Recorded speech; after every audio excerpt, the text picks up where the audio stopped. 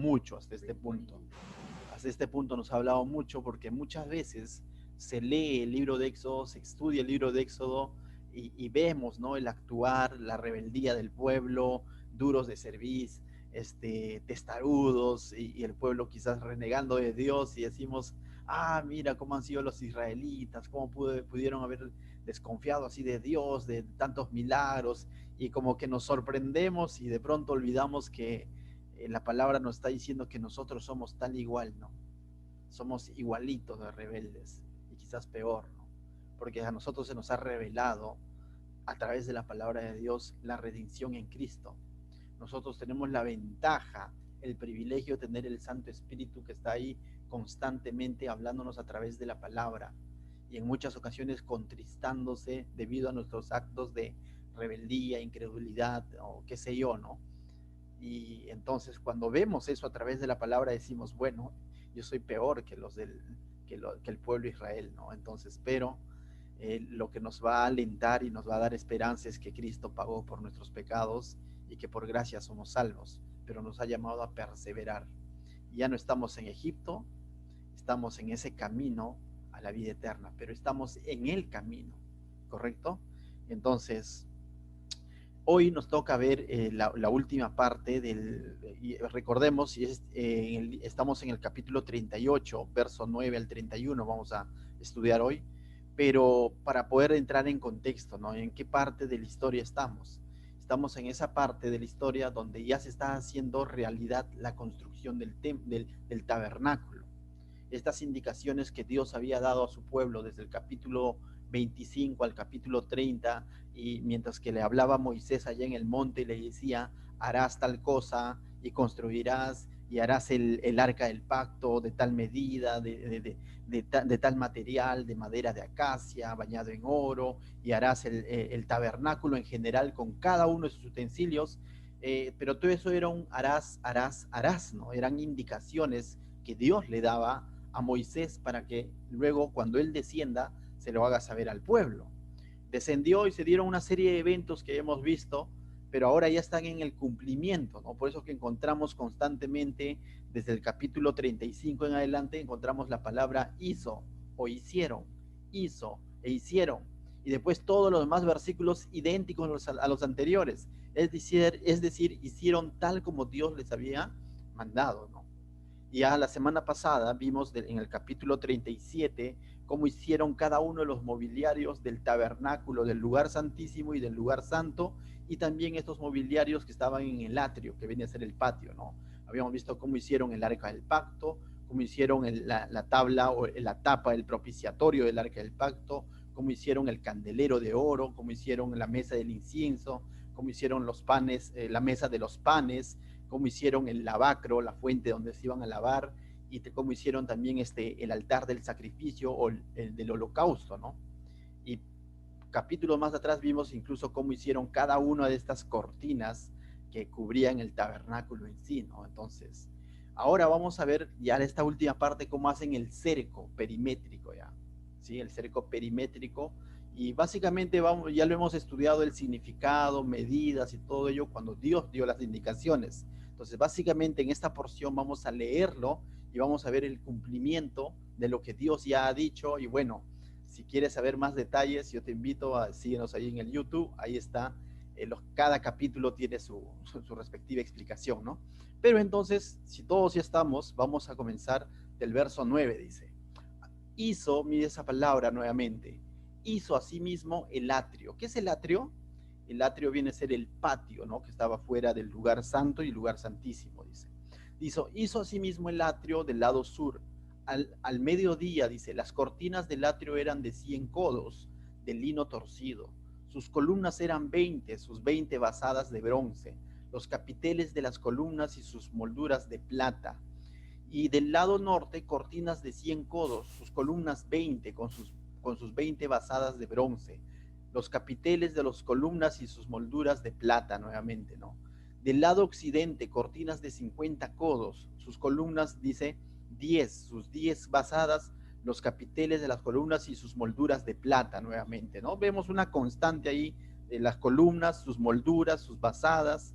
Verso 14 dice, 13, Del lado oriental al este, cortinas de 50 codos. A un lado, cortinas de 15 codos, sus 3 columnas y sus 3 basadas. Al otro lado de uno y otro lado de la puerta del atrio, dice, cortinas de 15 codos con sus 3 columnas y sus 3 basadas. Y sus 3 basas, disculpe. Todas las cortinas del atrio alrededor eran de lino torcido, dice, ¿no? Dice, las basas de las columnas eran de bronce, los capiteles de las columnas y sus molduras eran de plata. Asimismo, dice, las cubiertas de las cabezas de ellas, dice, de plata, y todas las columnas del atrio tenían molduras de plata. Vemos aquí uno que se repite constantemente la plata y el bronce, mientras que cuando veíamos que el lugar santísimo y en el lugar santo, casi cada uno de los utensilios o de los mobiliarios estaba hecho de ¿qué? De madera de acacia y de oro. Y el oro tiene un simbolismo de pureza en las cosas del Señor, o bíblicamente, ¿no? Ya lo hemos explicado, pureza, santidad. ¿Y qué es lo que significaba el bronce y la plata, ¿no? La plata tiene mucho que ver, un significado bíblico o simbolismo de redención, de pago. Es por eso que hasta hoy en día, a través de distintas culturas, se hacen los intercambios a través de plátano. O se hacía, en todo caso, hoy en día es un papel que dicen, ¿cuánta plata tienes? Dicen, ¿no es cierto? Pero básicamente la plata simbolizaba aquel entonces redención, pago. Y por eso que vemos que cada una de estas columnas, sus basas, significa la base de estas columnas, estaban recubiertas de plata. Y esto tiene una explicación, o un simbolismo, una explicación que apuntaba a algo mayor, ¿no? Sabíamos de que el tabernáculo, ¿qué es el tabernáculo? Lo que estamos viendo. El tabernáculo era ese lugar físico dado por Dios, instruido por Dios hacia Moisés, donde su presencia iba a venir a morar. Él dijo, ¿no? Y harás un tabernáculo para que mi presencia esté en medio de ustedes, en medio del campamento. El tabernáculo también significa lugar de reunión. No era solamente la habitación de Dios, por así decirlo, sino es el lugar de reunión de Dios con su pueblo.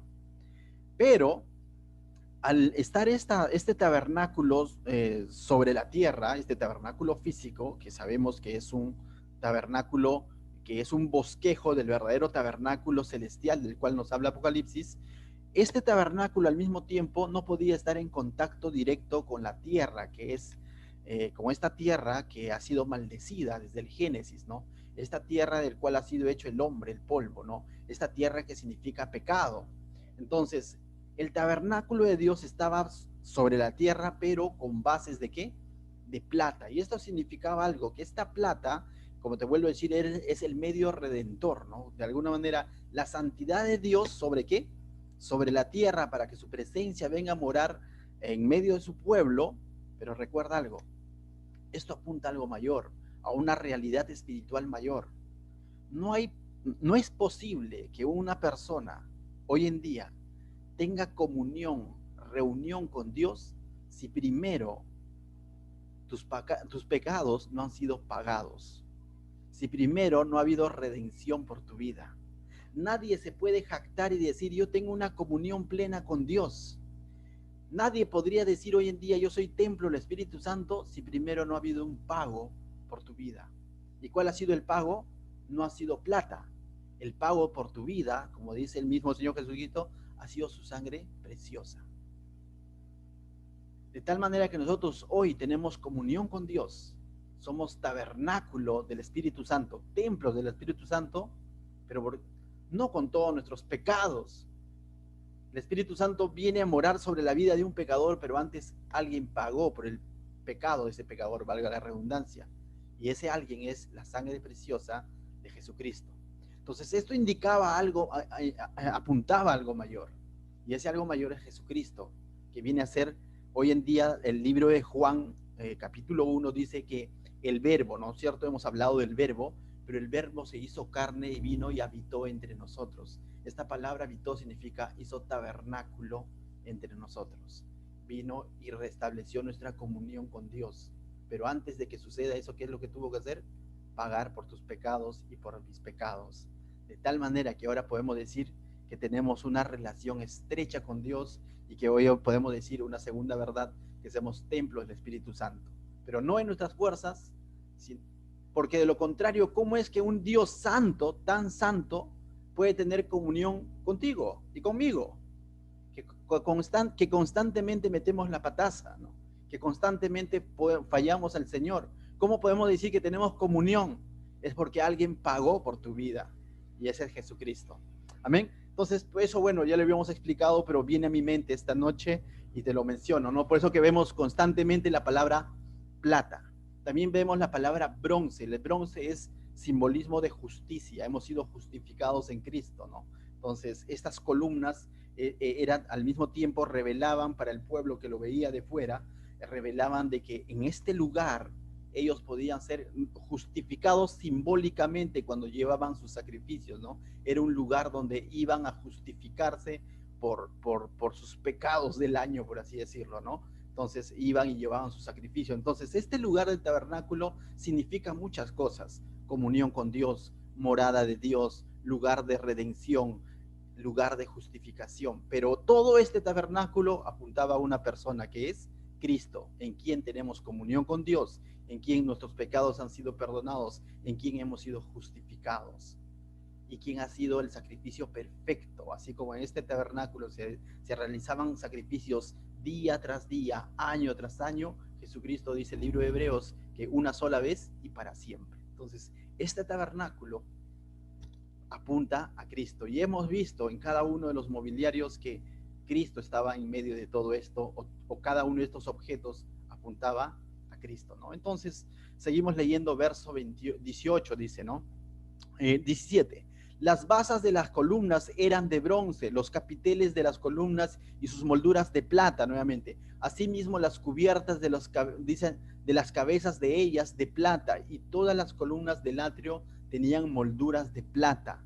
Las cortinas de la entrada del atrio eran de obra de recamador, de azul púrpura, carmesí y lino torcido. Eran de 20 codos de longitud, y su anchura, o sea, su altura, dice, era de 5 codos, y lo mismo, dice, que las cortinas del atrio. Dice, sus columnas eran 4, con sus 4 basas de bronce y sus capiteles de plata, y las cubiertas de los capiteles de ellas y sus molduras de plata, nuevamente. Todas las estacas del tabernáculo y del atrio alrededor eran de bronce, ¿no? Entonces vemos nuevamente estos materiales en medio de la estructura externa del tabernáculo, ¿no? Entonces, básicamente ha hablado de las paredes, el cerco perimétrico ya del todo el atrio del tabernáculo, ¿no? Y todo esto estaba tapado por cortinas, que lógicamente los de afuera no podían ver lo que estaba sucediendo dentro, ¿no? Era un lugar bien hermético, por así decirlo, contra lluvias, sonidos, mirones y todo lo demás, ¿no? Era un lugar especial, ¿no? Entonces, y también nos relata de qué colores eran, dice que las cortinas de la entrada, o la puerta prácticamente de entrada, eran de colores, ¿no? Prácticamente. Entonces, con esto terminamos esa porción, ¿no? de cómo es que fue elaborado este tabernáculo. Pero ahora es interesante cuando del verso 21 en adelante, Moisés, que es el autor de este libro de Éxodo, le dedica un tiempo a la rendición de cuentas. Le dedica un tiempo a la rendición de cuentas, y va a hacer una rendición de cuentas. ¿Alguna vez te han rendido cuentas? ¿No? Entonces, constantemente a veces tenemos que rendir cuentas en el trabajo, algunos en el hogar, pero siempre es bueno rendir cuentas para hacer una estimación de cuánto ha costado tal o cual cosa, ¿no? Y cómo no un tabernáculo, ¿no? Y yo al inicio decía que toda la escritura ha sido inspirada por Dios, porque la Biblia lo dice así, y que toda la escritura es útil. Y entonces tú dices, ¿qué puedo aprender en una rendición de cuentas? Créeme que hay mucho que aprender, pero primero leamos la escritura y luego sacamos la reflexión de qué es lo que prácticamente nos da dando a entender, ¿no? Dice. Verso 21 al 23 dice, estas son las cuentas del tabernáculo. ¿Qué significa? Este es el balance, ¿no? Este es el balance del tabernáculo. ¿Cuánto costó? Dice. Del tabernáculo, dice, del tabernáculo del testimonio, las que se hicieron por orden de Moisés, por obras de los levitas, bajo la dirección de Itamar, hijo del sacerdote Aarón. Es interesante que la Biblia nos recuerde quiénes fueron los que estuvieron a cargo de la construcción del tabernáculo. ¿Por qué? Porque cuando esto no queda claro, se puede tergiversar cuál es el propósito del tabernáculo. Hasta este punto, ¿quién era Moisés para ellos? Moisés para ellos era un mediador. Moisés fue quien Dios llamó en Éxodo capítulo 3 en una zarza ardiente para sacarlos de Egipto y todo lo demás. Ellos sabían claramente quién era Moisés. Y es más, en esos pasajes, en el capítulo 3, Dios le dijo a Moisés claramente, ¿no? Tú serás mi voz, ¿no? Y Aarón será tu voz. Y Aarón hablará al pueblo, ¿no? Y era una cadena, ¿no? Que todo lo que dice, ¿no? Todo lo que tú le dijeres a Aarón viene de parte de mí, le decía Dios. Y todo lo que dijese Aarón tiene que ser de parte de Moisés. Y esto llegaba al pueblo, había un orden. Entonces, cuando se dice, estas son las cuentas del tabernáculo, por orden de Moisés, definitivamente en el fondo están diciendo, por orden de quién? De Dios, porque con quién estuvo reunido recibiendo estas instrucciones Moisés. No la recibió de un faraón, no lo recibió de la propuesta del pueblo que dijo hagamos un becerro como sucedió anteriormente con Aarón, sino que lo que Moisés ordenó, ellos tenían claramente qué es lo que ha ordenado Dios. Entonces es importante saber quién dio la orden. Ciertamente, humanamente la dio Moisés, pero ¿de parte de quién? De Dios. Entonces en el fondo del asunto está diciendo estas son las cuentas del tabernáculo que Dios mandó construir. ¿A través de quién? De Moisés, dice. Por obra, dice, de los levitas, es decir, los levitas estaban involucrados. ¿Y quiénes eran los levitas? Los de la tribu de Leví, ¿no? Que estaban involucrados en hacer esto, de la familia de Aarón.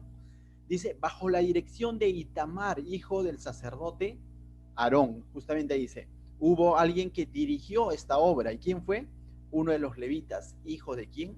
De Aarón, ¿no? Él fue el que dirigió la obra, ¿no? Él es el que dirigió la construcción de este tabernáculo. Entonces, la Biblia nos detalla claramente quiénes estuvieron involucrados y que había un orden. Esto no fue iniciativa del pueblo y dijo yo hago tal cosa, no.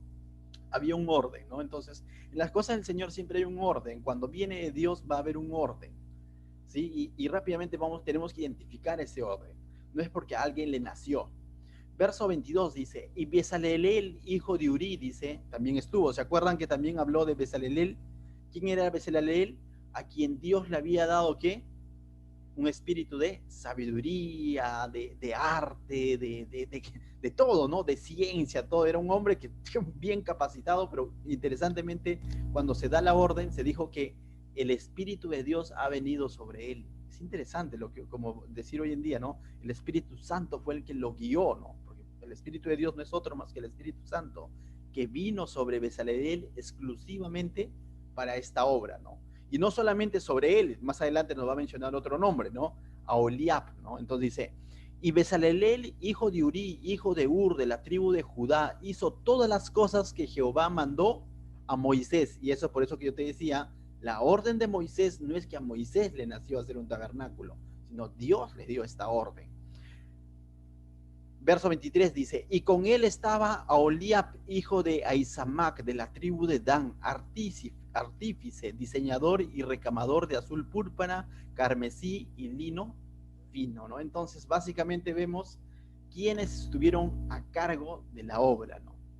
Pero quién es que finalmente dio la orden fue Dios. Moisés dio las indicaciones, delegó ciertamente conforme Dios le había dicho, delegó a dos hombres llamados Besalelel y a otro llamado Aholiab, pero también puso a uno de ellos que era de la tribu de Leví, porque ciertamente ellos eran llamados a servir en el tabernáculo o en el futuro tabernáculo que estaban construyendo, ¿no? Entonces vemos un orden. Muchas veces queremos hacer cosas para el Señor porque nos parece buena idea o porque nació en nuestro corazón, pero hay algo del cual debemos estar seguros para que sea bajo la orden de Dios, que realmente esté bajo la voluntad de Dios, que realmente ese pensamiento, ese deseo provenga de Dios. Muchas cosas se han comenzado en un querer hacer las cosas bien y así nacen muchas religiones, porque hubo resentimientos con una u otra iglesia y salen las sectas, como lo llaman, ¿no? Pero cuando esto no es de Dios, no prospera. O en otras palabras, se distorsiona o se desvía de los propósitos de Dios, porque simplemente no nació en el corazón de Dios, sino nació en el corazón del hombre. Esto es algo que nació en el corazón de Dios y por eso que vemos un orden. Claramente podemos identificar nombres y podemos corroborar con toda la escritura que ellos fueron los que Dios había delegado, ¿correcto? Entonces, hicieron esta obra, ¿no? Y ahora está haciendo cuentas Moisés. ¿Y sabes cuánto estaba valorizado este tabernáculo? Vamos a ver a detalle, pero al final te digo, en nuestros tiempos, según algunos comentaristas bíblicos, cuánto estiman que costó este tabernáculo de reunión. Algunos quizás ya están diciendo por ahí 1,000 soles, otros dicen $1,000, no sé, al final te lo digo, ¿sí? ¿Cuánto costó este tabernáculo? Pero ahora mira lo que dice el verso 24, dice, van a hacer el inventario de cuánto de oro se usó. Dice, verso 24, todo el oro empleado en la obra, dice, en toda la obra del santuario, el cual, dice, el cual fue de oro de la ofrenda. ¿Se acuerdan de las ofrendas voluntarias? Que Moisés simplemente dio la visión y el pueblo, dice, de corazón y un corazón voluntario comenzaron a ofrendar hasta que Moisés dijo, basta, ya no más porque suficiente. Dice, fue 29 talentos y 730 ciclos, según el ciclo del santuario. ¿Ya? Tú dices, ¿cuánto será? Pues no, 29 talentos y 630 ciclos. Te lo hago así resumido nada más. Es un poco más de 920 a 950 kilogramos de oro. Casi una tonelada de oro. Y nosotros, cuando de pronto con Sofía nos íbamos a casar, estábamos comprando el oro para nuestros aros en gramos. Y todavía nos dejó aguja. Los que se han casado o los que alguna vez han comprado oro, ¿no? Y depende del quilate encima, ¿no? Si es de la pureza, ¿no? Compramos 12 gramos, creo, y nos dejó aguja, ¿no? Ya les cuento. Y aquí usaron casi una tonelada de oro. Y una tonelada, y tú dices, ¿y de dónde sacaron? ¿No? O sea, ¿de dónde sacaron? ¿En el desierto? ¿De dónde pueden sacar? Recordemos, pues, un poco de Éxodo, ¿no? Éxodo, capítulos atrás, capítulo 12 aproximadamente, ¿te acuerdas? Donde de pronto, ¿cómo es que ellos salen de Egipto en la 10ª plaga y de pronto los egipcios, cansados de tanta plaga, le dijeron, váyanse una vez, y dice, Dios puso en gracia a su pueblo para con los pobladores de Egipto y les entregaron alhajas, medallas, plata, tejidos, de todo, y de ahí es de que ellos salieron, como nosotros decimos, bien cargados, ¿no? Y uno dice, oh, saquearon Egipto, entonces qué injusto. No, no es injusto. Dios estaba haciendo justicia en medio de todo esto. Justicia incluso con Egipto. ¿Por qué? Porque ellos habían sido esclavos por casi 400 años en Egipto. Esclavos de Egipto. Y finalmente el dueño de todo eso es Dios, porque Egipto no hubiese sido el imperio que era en aquel entonces si Dios no hubiese permitido que un hombre llamado José, vendido por sus hermanos, llegue a Egipto y prácticamente se convierta en el salvador de Egipto, porque así se le conoció como Sapsap Panea, significa en hebreo, que venía a ser el salvador del mundo, conocido para aquel entonces, ¿no? De esa hambruna de 7 años. Entonces, Egipto le debe a Dios, o le debía a Dios, o le debe a Dios. Y Dios lo único que fue sacar a su pueblo bien cargado. Y ahora vemos ese pueblo entregándoselo a Dios, algo que Dios les había dado en últimas instancias. Entonces, ahí está la explicación de tanto oro, ¿no? De tanto oro. Y a lo mejor había más, ¿ah? ¿Sabes por qué te digo? Porque llegó un momento en el que los encargados que estaban trabajando en el tabernáculo dijeron, ya no más, basta de ofrendas. Y Moisés dijo, los que se demoraron, ya no más, ya no necesitamos más. Moisés no dijo, por si acaso también para hacerme una habitación de oro, no dijo eso, simplemente dijo, no, no más, suficiente. Y vemos la integridad de Moisés y de los que estaban trabajando, ¿no? Entonces, seguimos, ahora hay un balance de la plata que se recaudó, mira, del verso 25 al 28 nos va a hablar cuánto de plata se recaudó, dice. Y la plata de los empadronados de la congregación fue 100 talentos y 1,775 ciclos, según el ciclo del santuario. Medio ciclo por cabeza, según el ciclo del santuario. A todos los que pasaron por el censo de edad de 20 años arriba, que fueron 603,550 ciudadanos, ¿no? Hubo además 100 talentos de plata para fundir las basas del santuario, ¿se acuerdan? Las basas, la base, ¿no? del santuario, lo que yo les decía, que eso lo fundían, lo bañaban de plata para ponerlo en contacto con la tierra. Y las basas del velo, en 100 basas, 100 talentos, dice, a talentos por basa, dice. Verso 28, y de los 1775 ciclos hizo los capiteles de las columnas y cubrió los capiteles de ellas y las ciñó, ¿no? Todo esto lleno y bañado de plata. Te lo resumo, quizás tú dices ahí talentos, ciclos y pastor, la verdad me marea, ¿no? Haciendo un cálculo matemático, ¿sabes cuánto de plata se usó o se recaudó para el uso de este tabernáculo? 3,3 toneladas de plata, es decir, 3.300 kilogramos de plata aproximadamente. ¿Cuánta plata, no? Entonces dices, alguien diría por ahí, qué desperdicio, como así dijeron del perfume que derramó o con el que ungió esta mujer al Señor Jesús. Pero no es ningún desperdicio. Recuerda, es el santuario, el tabernáculo de reunión donde la presencia de Dios iba a venir para estar en medio de su pueblo. No es ningún desperdicio. Y además el pueblo está dando algo que Dios le ha entregado. El pueblo no está dando algo que le pertenecía. El pueblo está dando algo que Dios les había permitido tener. Recordemos la historia del pueblo. El pueblo era esclavo. Ah, no, pero deberían estar agradecidos con su papá José, sí. Pero José era hijo de Jacob, otro hombre pecador. Jacob, hijo de Isaac, otro hombre pecador. Isaac, hijo de Abraham, otro hombre que vivía en Ur, un lugar de idolatría, a quien Dios, el poderoso, como dice Esteban, lo llamó en gracia. ¿Dios le debe algo a ese pueblo? No, más bien ese pueblo le debía mucho a Dios. Y ahora está construyendo este tabernáculo y están recaudando todo esto, están haciendo uso de todo esto, ¿no? Todo esto. Ahora, hay algo interesante aquí porque vemos aquí en esta parte donde dice que cada persona dio medio ciclo por cabeza, ¿no? Y eso también lo explicamos capítulos anteriores, pero es necesario mencionarlo. Cada persona dio medio ciclo por cabeza y esto sí no era voluntario. Todo lo demás fue voluntario, pero este medio ciclo por cabeza fue hecho en un contexto donde Dios le dice a Moisés, haz un censo.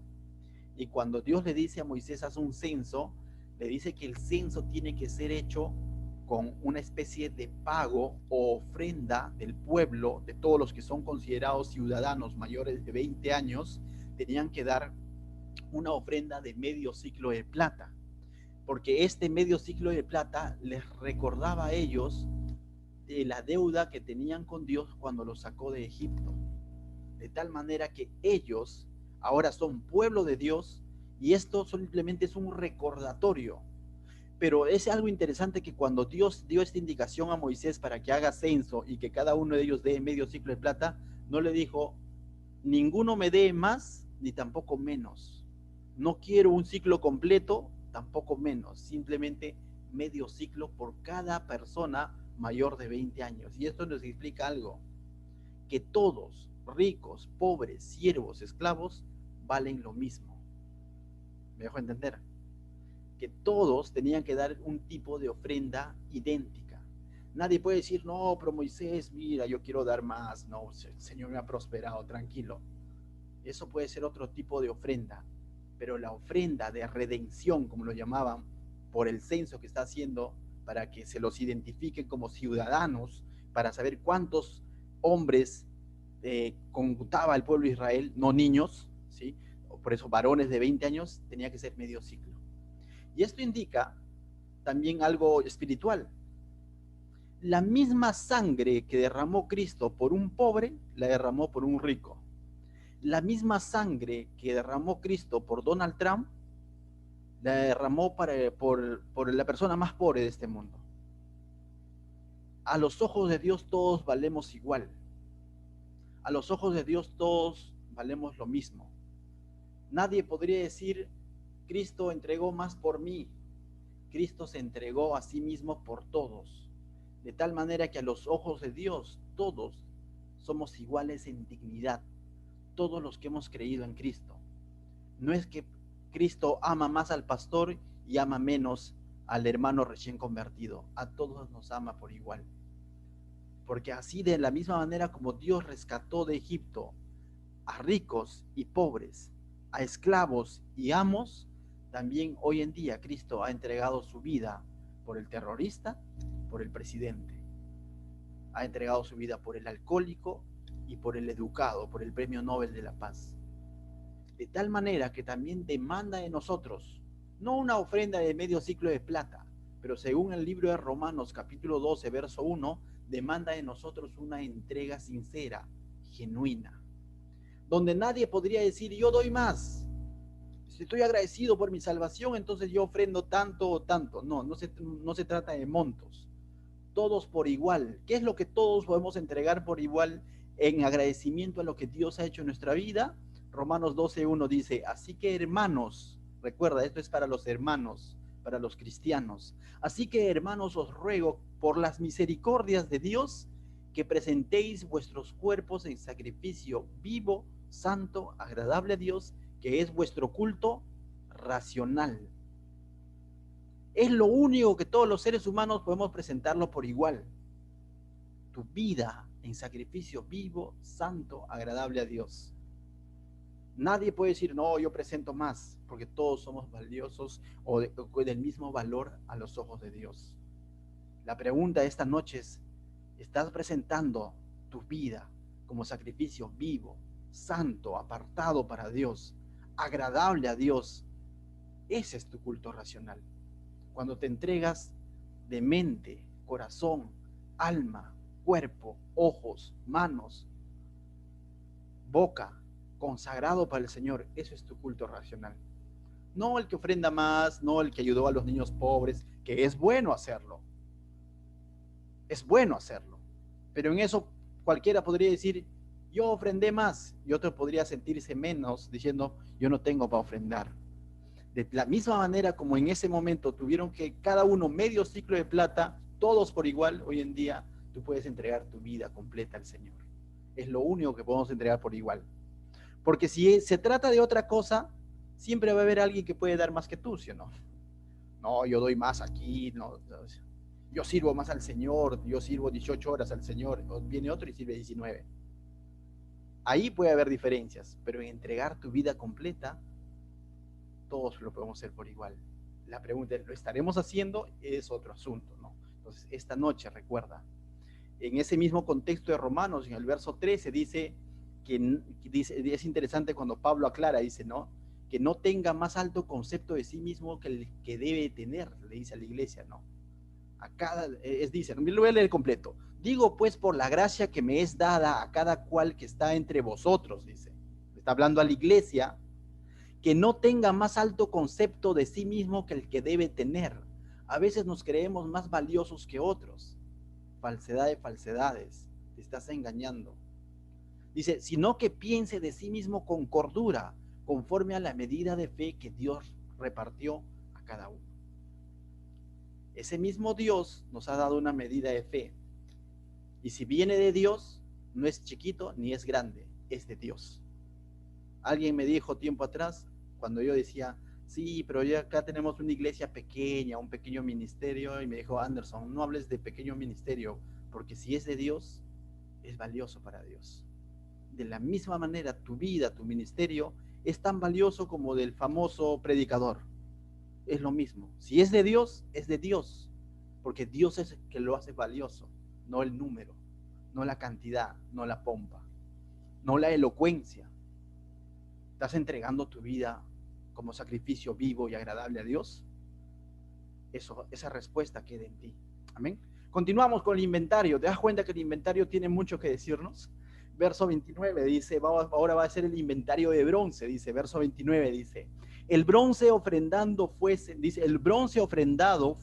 70 talentos y 2,400 siclos, del cual fueron hechas las basas de las puertas del tabernáculo de reunión y el altar de bronce y su enrejado de bronce y todos los utensilios del altar, las basas del atrio alrededor, las basas de las puertas del atrio y todas las estacas del tabernáculo y todas las estacas del atrio alrededor. ¿De qué fue hecho?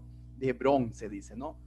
Y el bronce es simbolismo de justicia, de justificación, ¿correcto? Pero es interesante, también hay un cálculo matemático de cuánto equivale todo este bronce, todos estos talentos que nos menciona ahí, equivale a 2.200 kilogramos de bronce. El bronce es caro, ¿sí o no? Es caro. 2.200 toneladas de bronce. Y hemos visto casi 1.000 kilos de oro, más de 3.000 kilos de plata, 2.000 kilos más de 2.000 toneladas, o sea, más de 2.000 kilos de bronce. Es bastante. Y se acaba el inventario ahí, ¿no? O sea, pero si hacemos un costo, te dije al final, ¿no? Traído a estos tiempos, 2021, un estimado, definitivamente no es exacto, ¿no? ¿Sabes en cuánto estaría valorizado hoy en día ese tabernáculo? Aquí tengo ese dato. Deja de verlo, no quiero, como dice, allá. Estaría valorizado aproximadamente en 13 millones de dólares. Todo eso. Porque no hemos contabilizado la madera de acacia, el lino fino, las telas, todo lo demás. Pero aproximadamente 13 millones de dólares. Como te vuelvo a decir, alguien que no entiende el significado espiritual, la función, el propósito de este tabernáculo, podría decir qué desperdicio. Como dijo por ahí, no solo Judas, sino los que estaban con él también pensaban lo mismo, pero no lo dijeron cuando una mujer ungió al Señor con un perfume carísimo, ¿se acuerdan? Pero dice que Judas lo dijo porque Judas no, le gustaba coger, ¿no? Le gustaba coger, ¿sí? Cuando entendemos que esto es para el Señor, la verdad no debemos de verlo como un desperdicio, sino que ellos lo único que hicieron fue devolver a Dios, honrar a Dios con lo que Dios les había dado. Porque estando en Egipto nada de esto tenían, simplemente eran esclavos que se quejaban. Y justamente los primeros capítulos del libro de Éxodo nos dicen que el clamor del pueblo llegó a Dios, ¿no? Porque se quejaban, ¿no? Estaban siendo esclavizados como ladrilleros. Y todo esto simplemente es lo que han devuelto a Dios. Ciertamente les costó, pero más que les costó los 13 millones de dólares, lo que en el fondo les costó fue obediencia, desprendimiento, voluntad de corazón, porque eso cuesta, créeme. Cuando Dios nos da y de pronto pensamos que ya es nuestro, lo que tenemos, el trabajo, la vida, la salud, la familia, lo volvemos tan nuestro que si de pronto Dios nos pide, nos cuesta desprendernos. Y ciertamente cuesta ser obediente. Cuesta muchas veces desprenderse no solo de lo material, sino de ciertas relaciones de amistad, de ciertas formas de vida, de ciertas formas de pensar. Cuesta, créeme, la obediencia cuesta, pero la recompensa es mayor. ¿Me dejo entender? La obediencia cuesta, no es fácil. No es fácil decir voy a hacer las cosas bien, ¿saben qué? Voy a dejar mi vieja vida. No es fácil, cuesta. Pero recuerda, claro que cuesta, pero la recompensa es más grande. La recompensa, no que vas a ser salvo, ya eres salvo. Porque si no fueras salvo, ni siquiera podrías ser obediente. Pero el hecho que tú seas salvo, ahora Dios te dice, ¿no? Que eres hechura suya, creada en Cristo Jesús. ¿Para qué dice? Para buenas obras. Efesios 2, capítulo 10. Entonces, mis hermanos, cuesta sí. ¿Ya a ellos les costó? Sí, les costó obediencia, desprendimiento, voluntad de corazón. Y ahora vemos cómo es que de pronto se está haciendo realidad el tabernáculo. Entonces, yo te animo esta noche a que aquellas cosas que te cuestan desprenderte, formas de vivir, comodidades, si el Dios te pide o Dios te llama, hazlo. Recuerda, la recompensa es mayor. Recuerda, en últimas instancias, somos mayordomos. ¿Y qué significa ser un mayordomo, no? Vamos a hablar un poco de mayordomía. El mayordomo, quizás algunos lo han visto por película, ¿no?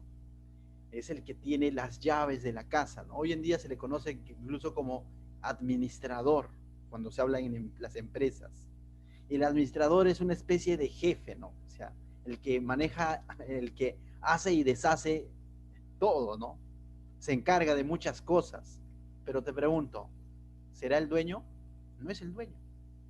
Este administrador, aunque parece dueño, aunque parece que manda y hace todo lo demás, finalmente no es el dueño. Y muchas veces confundimos incluso, ¿no? Cuando vemos a una persona que es el que está ahí mandando, haciendo, comprando, diciendo qué hacer, qué no hacer. Muchas yo he confundido en más de una ocasión a ciertas personas que estaban cumpliendo rol de administrador en uno u otro negocio, los he confundido con el dueño, ¿no? Porque me hablaban como si fuesen el dueño, ¿no? Y de pronto escarbando un poco más decía, terminó siendo el administrador, ¿no? Entonces, a veces eso sucede en nosotros. La Biblia dice que somos mayordomos. ¿Y qué significa? Que somos administradores de las cosas que Dios nos ha dado.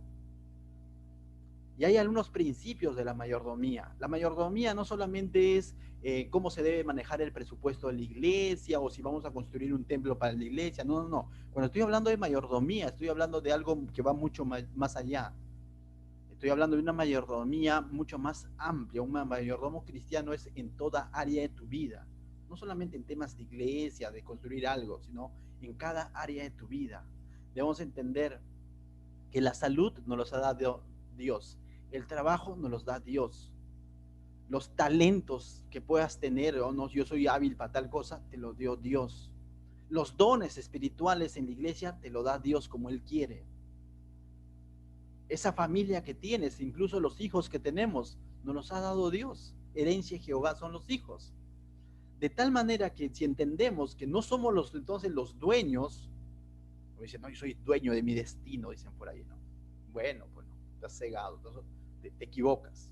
Si vamos a la Biblia, somos mayordomos. Y hay 4 principios cortos que quisiera compartirte sobre la mayordomía. Primer principio es el principio de propiedad. ¿Qué significa el principio de propiedad? Que tú no eres el propietario, ni siquiera de tu propia vida. ¿Cómo es eso? Si a mí me han dicho que yo soy dueño de mi destino, te ha engañado. ¿Quién? Ese que anda con cola y con cachos, él te ha engañado, te ha dicho, tú eres el dueño de tu destino, empodérate, te ha dicho. La batalla está en la mente, te ha dicho. Y de pronto nos hace ver como que tenemos derechos en este mundo, como que valemos mucho. Y venimos a la Biblia y te dice,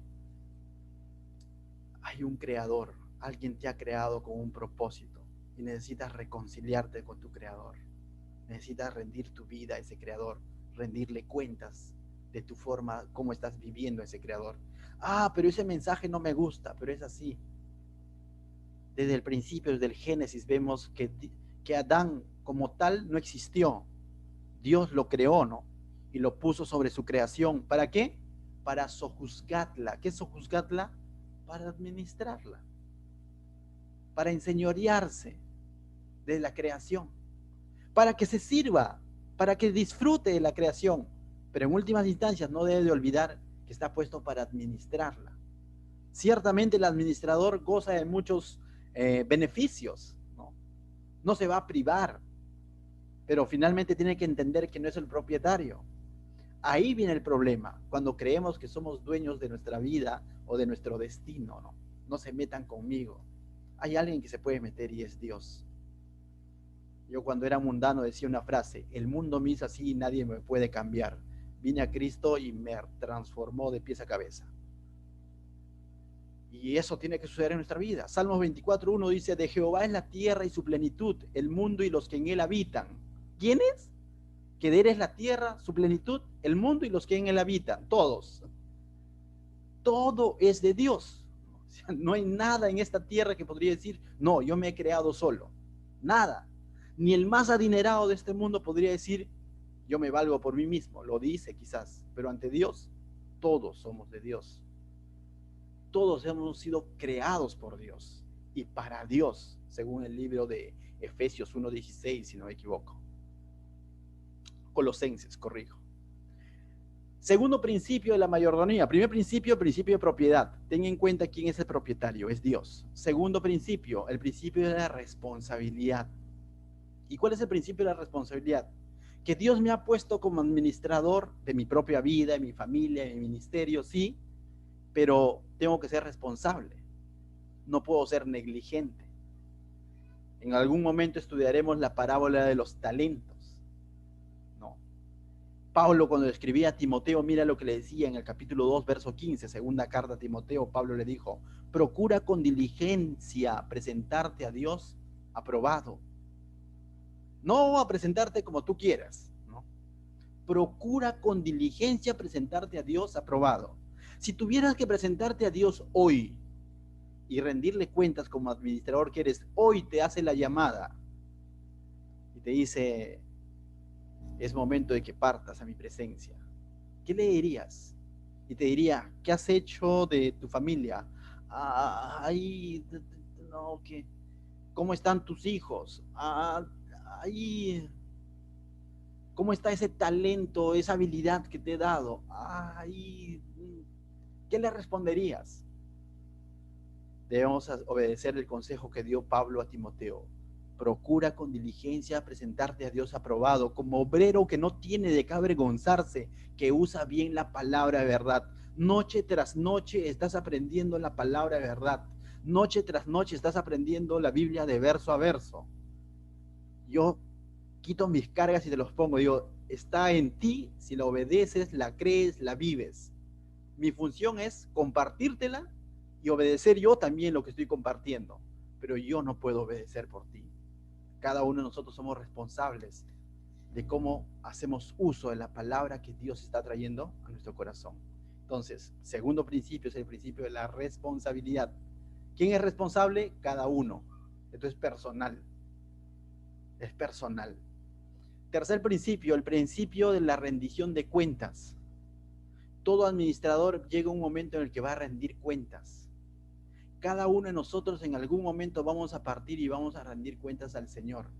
Ya no para ser salvos, sino ya como creyentes, ya habiendo sido salvados por gracia y misericordia, pero rendiremos cuentas de aquello que Dios nos encomendó: familia, ministerio, incluso economía. Incluso economía, me atrevo a decirlo. Y no te digo que lo ofrendes en la iglesia, sino que aún teniendo, si tuviste la oportunidad de ayudar, tal como dice la Biblia, ayuda a quien es debido, y no lo hiciste, el Señor te dirá, ¿no? ¿Qué hiciste con aquello que te di de más? ¿O qué hiciste con esos 3 panes que te di y el que estuvo a tu costado quería solamente medio pan? Pero tú dijiste: no, estos 3 son para mí, son míos, mi sudor. La Biblia nos dice que debemos ayudar a quien es debido. Jesús decía: lo que hicieron con estos pequeñitos me lo hicieron a mí. Finalmente debemos entender que vamos a rendir cuentas. Con los chicos estamos estudiando los días domingos en nuestro curso de método inductivo. Estuvimos estudiando un Salmos capítulo 1, donde concluíamos en algo: que al final Dios es el juez que va a juzgar a justos e injustos, a creyentes y a no creyentes. Y dentro de los creyentes vas a estar tú. Y Pablo habla de que para los que han hecho buen uso, han sido obedientes, hay coronas. Y llegará ese momento de la premiación de esas coronas, ¿no? Hay coronas, ¿no? Entonces, a lo mejor, te imaginas, ¿no? Tú ves en pantalla el pastor, uy, tendrá ya 2, 3 coronas, y de pronto llegamos y el hermano que no te imaginabas de pronto tiene 2, y quizás el pastor está relegado al fondo, ni una corona, porque solo Dios es el que conoce realmente con qué corazón hacemos las cosas. Muchas veces las cosas aquí en la vida nos parecen injustos, ¿no? Sacrificio, tiempo, dedicación al Señor, y el resto ni siquiera hace esto, el resto ni se congrega y le va bien, sí, pero finalmente recuerda, Dios es el que va a juzgar. Dios finalmente, y Él es un juez justo. Vamos a rendir cuentas a Dios. Cuarto principio, el principio de la recompensa. Justamente me estaba adelantando. Hay un principio de la recompensa. La salvación no es ninguna recompensa, la salvación es por gracia, pero una vez salvos va a haber una recompensa de Dios para los que han sido diligentes, obedientes, fieles. Va a haber una recompensa, las famosas coronas, y también para los que no han sido. Colosenses 3:23 dice: todo lo que hagáis, hacedlo de corazón como para el Señor y no para los hombres, sabiendo que del Señor recibiréis la recompensa de la herencia, porque a Cristo el Señor servís. Que el Señor es el que va a recompensar. Cuando Jesús hablaba de los talentos, o en la parábola de los talentos, también dice algo interesante. 25-21 dice, y su señor le dijo, bien, buen siervo y fiel, sobre poco has sido fiel, sobre mucho te pondré, entra en el gozo de tu señor. Que se diga eso de ti, mi hermano, que se diga eso de ti, o anhelemos eso, seamos obedientes a nuestro Dios. Qué bueno es entender que somos administradores. Este pueblo, al menos ese grupo de personas que hicieron su labor tal como Dios lo había mandado, definitivamente han tenido su recompensa de parte de Dios. Porque hicieron las cosas diligentemente tal como Dios los había mandado. Más adelante va a suceder otras cosas por las que van a tener que rendir cuentas a Dios, pero por esto lo hicieron bien. Entonces tú conoces, quizás no toda la Biblia, una porción, lo poco, lo mucho que conoces de la Biblia, en la palabra de verdad, como decía Pablo a Timoteo, ponlo en práctica, no lo dejes aquí. No se trata de conocimiento, no se trata de cuánto he escuchado, no se trata de cuántos años de cristiano tengo, se trata de ser hacedores y no solamente oidores. ¿Qué tal si oramos antes de terminar esta noche? Padre mío, te doy gracias, Señor, esta noche